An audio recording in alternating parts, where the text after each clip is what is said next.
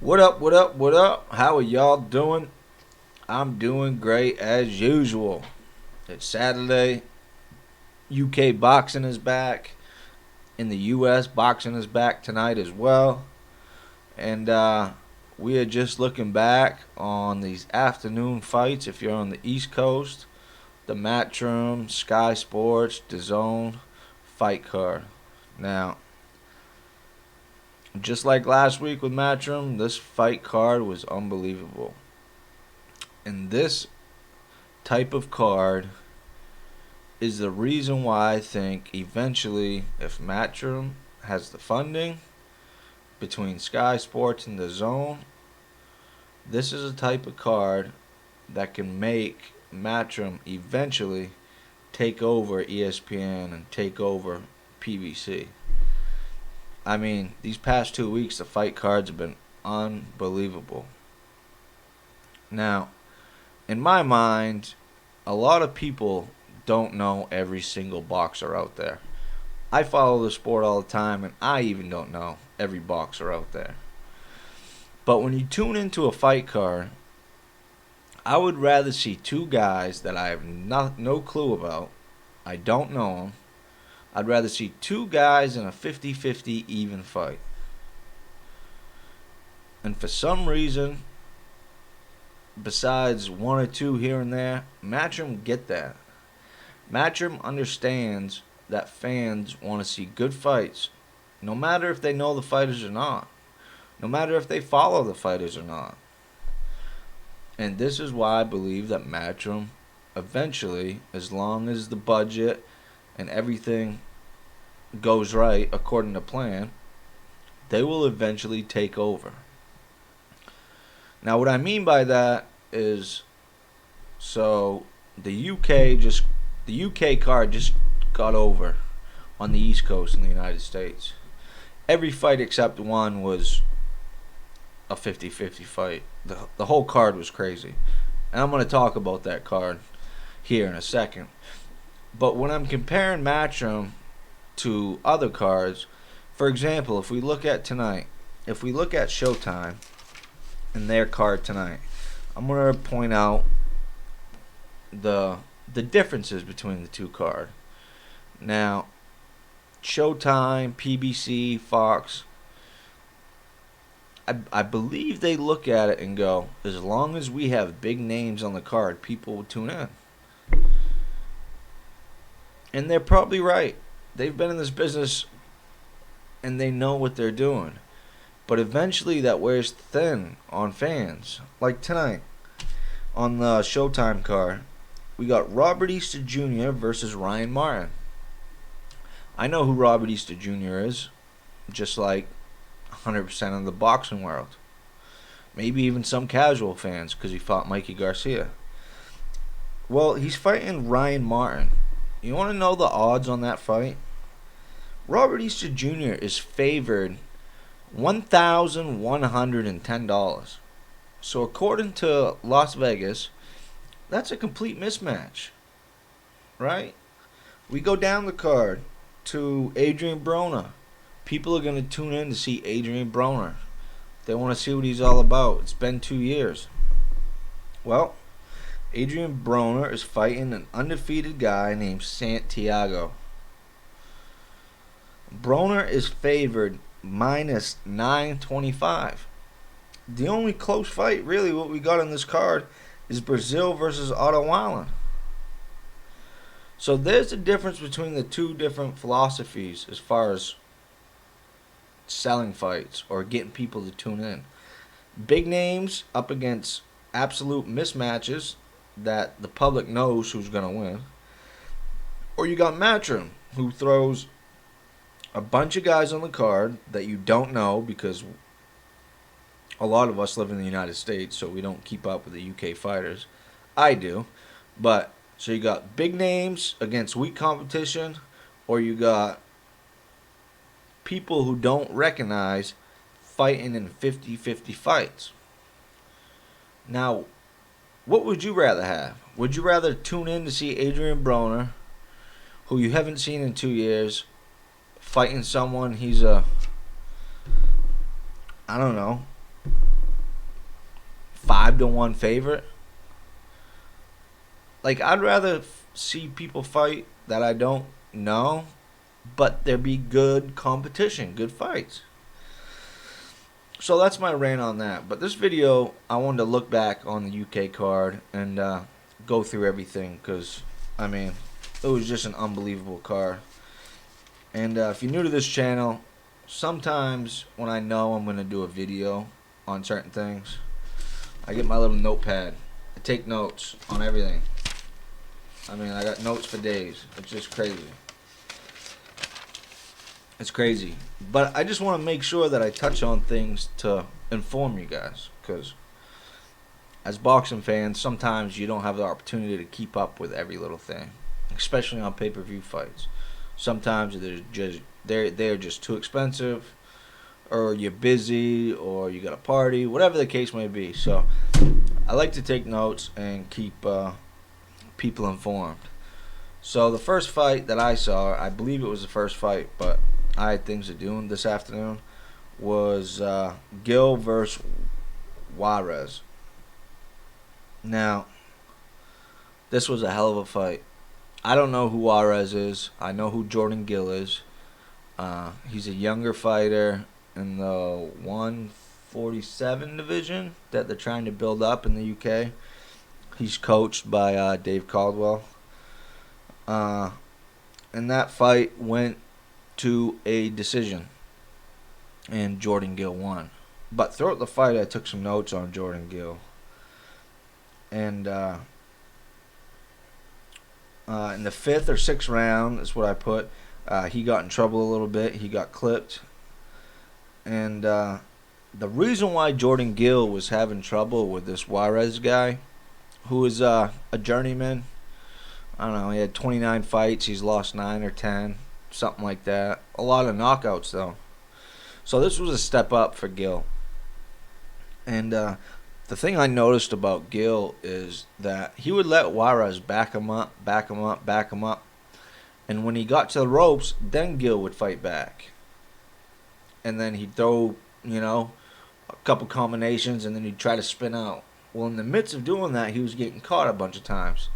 So Jordan Gill, in my mind, instead of waiting until you get backed up to the ropes, meet him in the middle of the ring. Throw your combinations and try to wheel out there.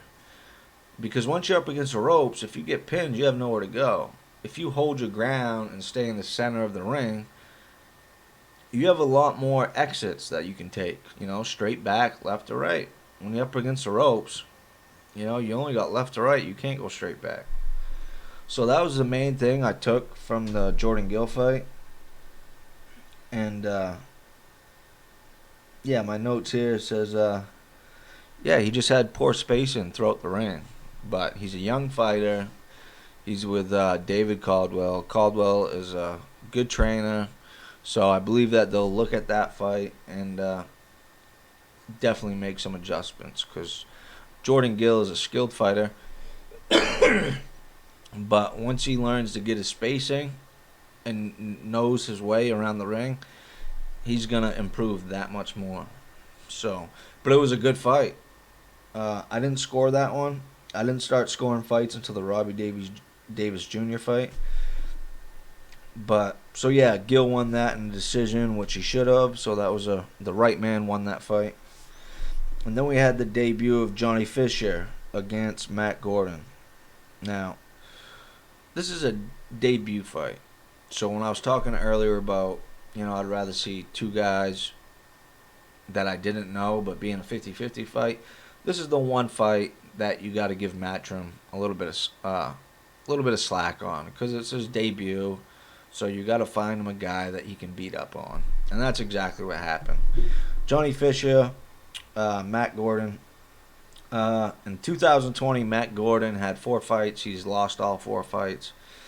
So, including this one, he's lost his past 5 fights. Johnny Fisher came out. He's a big guy. Huge guy. And he had a different style than what I was expecting. I don't know if he's watched Tyson Fury. I don't know what his influences are.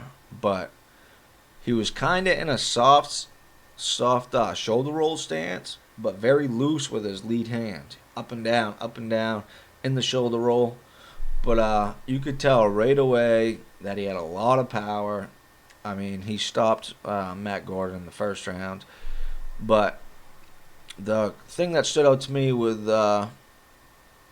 Johnny Fisher is that he was smothering a lot of his work. You know, as soon as he throw a combination, Matt Gordon would tuck up and get on the ropes, and then Fisher would just smother his own work instead of slowing down, taking a step back, and using him as a punching bag. But it was Johnny Fisher's first fight. There's high hopes for this kid. He's a young kid. He has no amateur experience whatsoever. I believe he's a college graduate. So that's very strange for a professional boxer. Usually that never happens. So this kid is abnormality, right? Is that how you say it? He's different. Abnormal. Yeah, I don't know what I'm saying. But the kid's different. And he looks like he can be a good fighter. He's light on his feet. Like I said, seems like he's more of a Tyson Fury type heavyweight instead of a big bruiser come forward like Joe Joyce. And so yeah, and Johnny Fisher stopped him after he's knocked him down twice.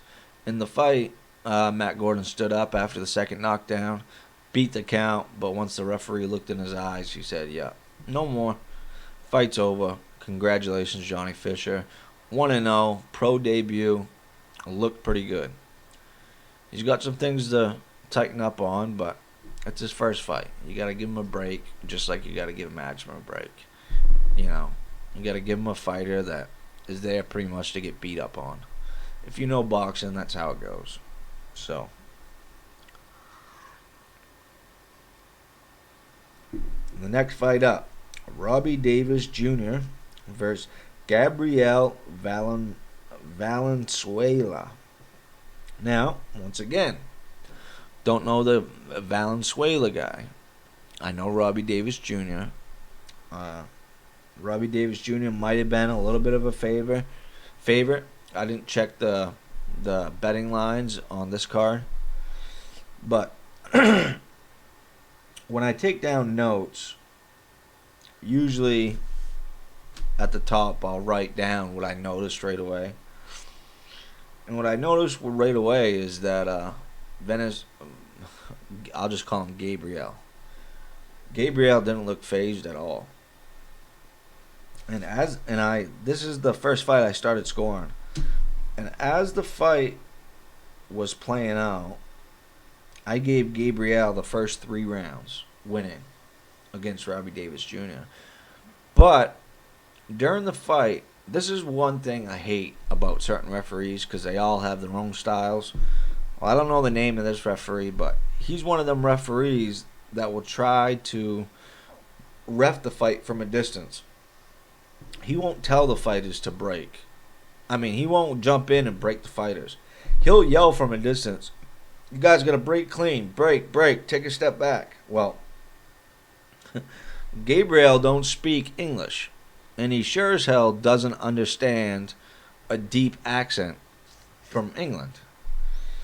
So there was a few times that Gabriel would swing after it was a so-called break, but he doesn't know. He don't speak English. And so there was a couple times where he got hit after he thought it was time to break, and there was a couple times where he swung and caught Robbie Davis bad when it was time to break. So yeah, that's what I hate about the certain referees. And, you know, I think it's just unfair for the fighters. For one, yes, you're supposed to protect yourself at all times, but when you hear break from a referee, some people take it different ways. They back up with their hands down, they get caught, you know. You know, just an opportunity for someone to get hit unfairly. You're a referee. Step in, break them up, and then get back out of the way. I don't see it being that hard. But, yeah, this fight was a very rough and tough fight. Robbie Davis Jr., has Dominic Ingle as a coach.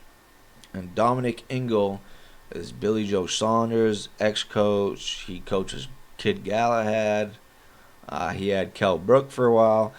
And what Dominic Ingle specializes in is slick boxing style. He wants his fighters to be able to fight from both stances, orthodox or southpaw. And Robbie Davis Jr., I believe, is typically an orthodox fighter. But Dominic Ingle was insisting on Robbie Davis Jr. fighting southpaw and move into his right. Well, the problem I saw with that throughout this fight is Gabrielle Valenzuela. Valenzuela. All right, there we go. Gabrielle Valenzuela. He had the best right hand straight down the middle. And anybody who knows boxing, if you're an orthodox fighter and you're fighting a southpaw, the best punch you can throw is a right down the middle. Straight right. Boom. And he was hurting Robbie Davis bad. Robbie Davis Jr. bad. He dropped him in the third. And he dropped him in the third, but he was hurting him throughout the whole fight. And I believe somewhere in round 8, Robbie Davis Jr. was telling Dominic Ingle, his coach, in between rounds, hey, I think I should go orthodox. You know, I'm getting caught too much. I got to go orthodox. And Dominic Ingle was passionate and persistent. No, stay southpaw and move to your right, and you'll get him out of there. Well, as the fight went on, it was working. Robbie Davis Jr. was climbing back in the fight. I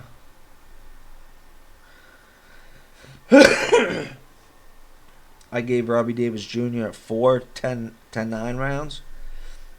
And but in all honesty, I thought Gabrielle won comfortably, even though the scorecards didn't say that at the end of the fight. They were very close for my liking, but I'm happy that the right guy got the decision. And Gabrielle Valenzuela, because he should have won, and he did, but the scorecards are too close for my liking. And this might be the last fight with Dominic Ingle and Robbie Davis Jr. Seemed like they were clashing in the corner. They had two different thoughts of how the fight should go. And when you're a fighter and you come back to a corner, I think your corner man needs to put aside his ego and his game plan sometimes and listen to the fighter.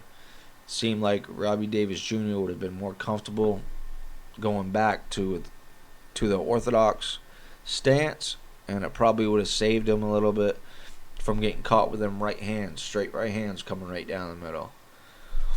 So, yeah, that was the Davis Jr. and Gabrielle fight. It was a hell of a fight, you know.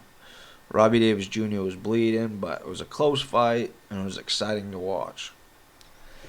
The co-main event of the night was against Florian Marcoux and Rylan Charlton.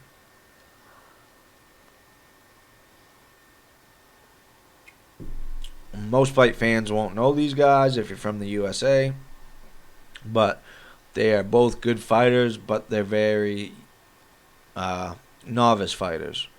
Not much professional experience in the ring. Florian Marcoux was a big-time kickboxer in Albania, and he just converted over to boxing. So he's a little bit more comfortable in the ring, and he knows a way around the ring a little bit better. But at the beginning of this fight, when Charlton came out, I put my notes. For one, he came out to Nia Simone, feeling good, which is just an awesome song. But he also looked jacked. He looked huge. And so that was my notes of to the fighters walking in. And as the fight started, I kind of thought that it was going to be a bloodbath, toe to toe. This ain't going to go 10 rounds. I don't think either fighter has even fought a 10 rounder. Maybe Ryland Charlton has, but it was a 10-round fight, and I think that's because last time Marku had a shorter fight for a 6-rounder, and it was a draw. So I think his manager, Sam Jones, said, no, I want Marku in 10-round fights from here on out. So these two fighters were undefeated, with Marku having one draw. And Charlton was known as a big, heavy puncher. And Marku we didn't really know what he was. We thought he was just a brawler, a slugger. But when he came out, man, I'm telling you what, he looked comfortable. Not only did he look comfortable, but he looked like he was a real boxer. It surprised me. Halfway down in my notes, I wrote, Marku is so comfortable, he is ready for big time, if he can last the distance. That's what I put in my notes. Well, he was controlling the fight easy. And Marku eventually caught up with Charlton in the 4th round and wobbled him. And Charlton was lucky to get out of that round because he was hurt, and he was hurt bad. But throughout the fight, Marku was getting lazy. He was getting a little bit chatty, overconfident. And it's just a bad look because I know you want to make a name for yourself. You were winning the fight comfortably. I had the first 4 rounds going to Marku. And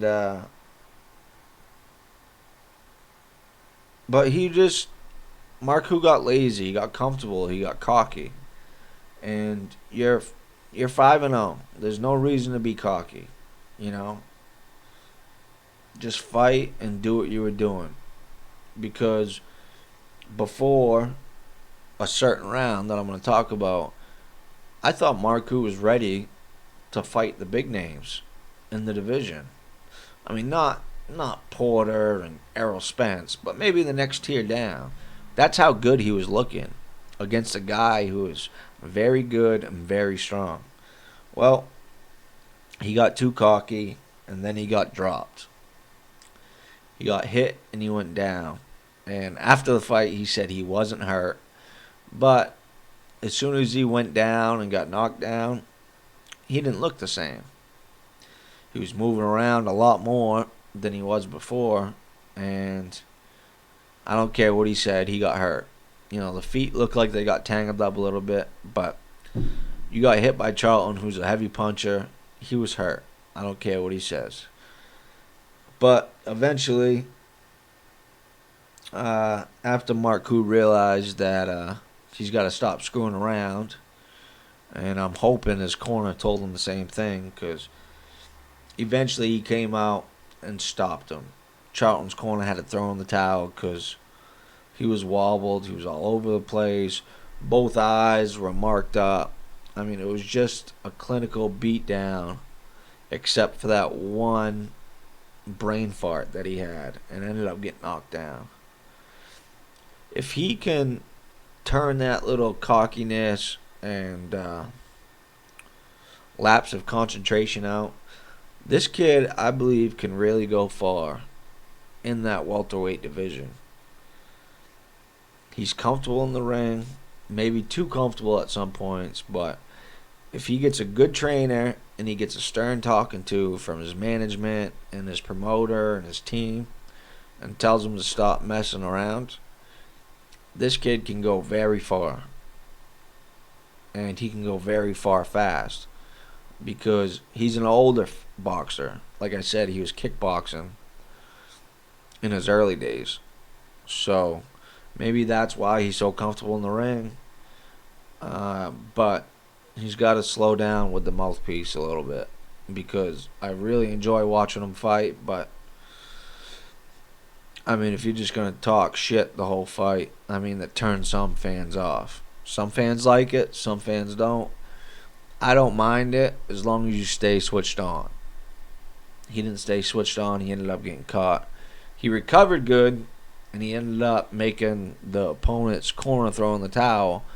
But when you get to that higher level, all that talking, it ain't going to be too effective against his opponents. And some opponents might not let him recover after getting knocked down. So he's got to fix that. So we got a couple things. Conor Benn versus Marku next. Marku versus... Well, I'm not going to say that right now. But yeah, Conor Benn versus Marku next. That could be a good fight. I can't wait to see what happens next with Florian Marku. He's an S-Jam fighter, so he's in the same stable as Joe Joyce, who was there tonight, by the way, which I thought was a little bit strange because he's a BT fighter, but he's probably there talking with his manager and Eddie about the big Usyk fight we hope comes later on this year. So yeah, that was a hell of a fight, a good fight. And then we go to the main event. This fight, Kelly versus Avenison. This fight has been canceled 2 or 3 times. Pull out left and right. Josh Kelly coming in. He's the home fighter. Avenison is from Russia, I believe. I'm assuming that Kelly is a slight favorite going into this fight. And, man, was it a good fight. It was a hell of a fight. While it lasted. Spoiler alert. So, like I said, I take notes as I see fighters coming in the ring. I wrote down, Kelly looks dry/cold. Kelly doesn't look good, but he looks big. It's almost like he gained 3 weight divisions after the weigh-in. And then I put, Avenison looks very comfortable.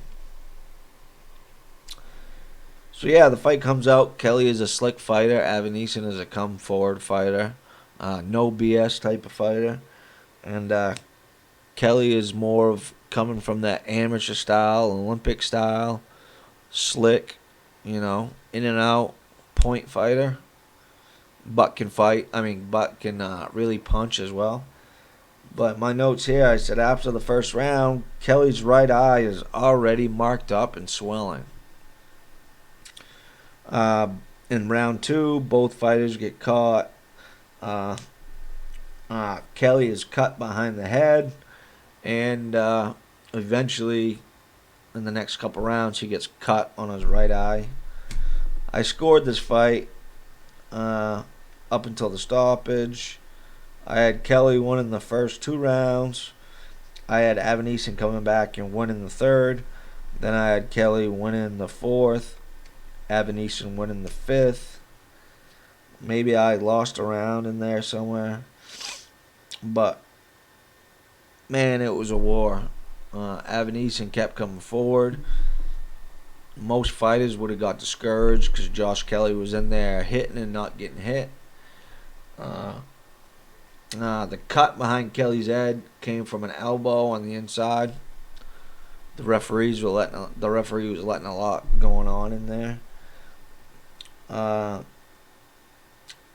Kelly got knocked down, according to my notes, in the 6th or the 7th. I might have missed a round where I was scoring it. So either the 6th or the 7th, he got knocked down with a minute left. So Kelly got knocked down with a minute left. That's a lot of time if you're really, really hurt. It didn't look like he was really, really hurt, but looks can be deceiving when it comes to boxing. Some fighters try to hide when they're really, really hurt. Put on a good poker face. So Kelly got knocked down with a minute left. He gets up. He beats the count. And the fight continues. Well, with about 30 seconds left, Josh Kelly pulled out in a straight line. If you're a boxing fan, you know you never want to pull out in a straight line, and you never want to have your hands down, even if you think you're out of range. Well, he did that, and he got caught, and he got caught heavy, and he kind of did the chicken leg dance. His legs stiffened up, and it didn't look good. So when he went down the second time, there was about 25 to 30 seconds left. And Kelly was on his hands and knees, and it didn't look like it was too bad. But Adam Boothe, his coach, threw the towel in the 6th or 7th round. Now, obviously, Adam Boothe knows his fighter more than anybody. But in my eyes, looking from the outside, I say to myself, all right, there's 25 seconds left. He wasn't flat out on his back. Yes, his legs stiffened up a little bit. But maybe he can survive 20 seconds, 25 seconds, and get back to me in the corner. And we can, freshen him up a little bit. But no, Adam Boothe threw in the towel. Could be the right decision. Could be the wrong decision. But Avenison wins by the corner retiring their fighter. And it was a hell of a fight. I mean, nonstop. Kelly was catching Avenison coming in. Once Avenison could put himself in position to stop Kelly from moving, he would land a lot of big shots, a lot of straights. And eventually, Avenison got the stop. I originally picked Kelly to win by decision. But I didn't realize how relentless Avenison was. I didn't realize that you can't frustrate Avenison. A lot of fighters would have been frustrated, but he just kept coming forward. He kept coming forward. Avenison's corner kept saying, we'll catch him in the later rounds. Don't worry, don't worry, don't worry. Well, he caught him. He didn't have to wait until the later rounds. He caught him in the 6th or 7th, right in that mid-range area. So I was wrong on my pick with that one, but it was a hell of a fight. Big credit to Avenison. And after this fight, it got me thinking, was that the reason why Josh Kelly kept pulling out? Did Adam Boothe know something that all of us fans didn't know? Maybe. Maybe not. But regardless, if Adam Boothe was pulling his fighter out of these fights, he thought 2 years later down the line, maybe Kelly would have been ready for him. Well, Kelly looked good until he got stopped. So that's the UK fight card. It was a hell of a fight card. And all the fights were close except Johnny Fisher versus Matt Gordon. So that's what I think. If Matchroom keeps putting on fight cards like this, eventually they're going to take over because, like I said at the beginning of the video, I'd rather see people I don't recognize but in 50-50 fights. I don't want to see someone I recognize against a guy that has no chance in winning. Just doesn't excite me. Doesn't do anything for me as a boxing fan. So that's the UK card. Congratulations to all the winners. Congratulations to Matchroom, Sky Sports, DAZN. It was a hell of a card, and I can't wait to see what's coming next. So yeah, fight that a casual fan might not know that you should watch. I'm trying to think of a name for this little segment of mine, like it's a TV show. At the end of each video, I'd like to give the casual fans or the real fans a fight they might not have seen that they should go check out because it was a hell of a fight and quite enjoyable. I'm going to give you 2 fights this time because it involves one it involves the same fighter. I want you guys to go check out, if you haven't seen it, Marcos Maidana versus Amir King Kong. Then I also want you to check out Marcus Maidana versus Victor Ortiz. Both of those fights involving Marcos Maidana are exciting. They grab your attention from start to finish, and you should check it out. So before I take off, I want you all to please like and subscribe, and also share. I'm a new channel. I need it to be pushed as far as it can go. So like, subscribe, and also share. This is Morehouse signing off, and I'll catch up with y'all soon. Peace. Holla at ya, boy.